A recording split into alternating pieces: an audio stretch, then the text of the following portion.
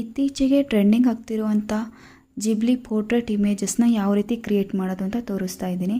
ಮೊದಲು ಪ್ಲೇಸ್ಟೋರ್ ಅಥವಾ ಕ್ರೋಮ್ಗೆ ಹೋಗ್ಬಿಟ್ಟು ChatGPT ಅಂತ ಸರ್ಚ್ ಮಾಡಿ, ಅಲ್ಲಿ ಈ ಆಪ್ಷನ್ ಸಿಗುತ್ತೆ, ನೀವು ಡೌನ್ಲೋಡ್ ಮಾಡ್ಕೊಳ್ಳಿ. ನೆಕ್ಸ್ಟು ಅದನ್ನು ಓಪನ್ ಮಾಡಿಬಿಟ್ಟು ಲಾಗಿನ್ ಅಥವಾ ಸೈನ್ ಇನ್ ಮಾಡಬೇಕಾಗುತ್ತೆ. ಗೂಗಲ್ ಅಕೌಂಟಿಗಾದರೂ ಮಾಡ್ಕೋಬೋದು ಅಥವಾ ಇಮೇಲ್ ಅಕೌಂಟ್ಗಾದರೂ ಮಾಡ್ಕೋಬೋದು. ಇಮೇಲ್ ಅಕೌಂಟು ಒಂದು ಪಾಸ್ವರ್ಡ್ ಹಾಕಿದರೆ ಕ್ರಿಯೇಟ್ ಆಗುತ್ತೆ ಅಕೌಂಟ್.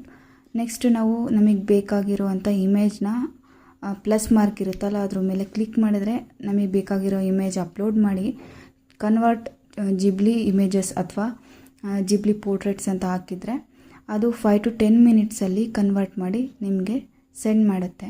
ನೆಕ್ಸ್ಟು ಇಮೇಜ್ ಮೇಲೆ ಕ್ಲಿಕ್ ಮಾಡಿ ಸೇವ್ ಅಂತ ಕೊಟ್ಟರೆ ಡೈರೆಕ್ಟ್ ನಿಮ್ಮ ಗ್ಯಾಲರಿಗೆ ಸೇವ್ ಆಗಿರುತ್ತೆ. ಒಂದು ದಿನದಲ್ಲಿ ಕೇವಲ 2 ಫೋಟೋ ಮಾತ್ರ ಕನ್ವರ್ಟ್ ಮಾಡಿಕೊಡೋದು.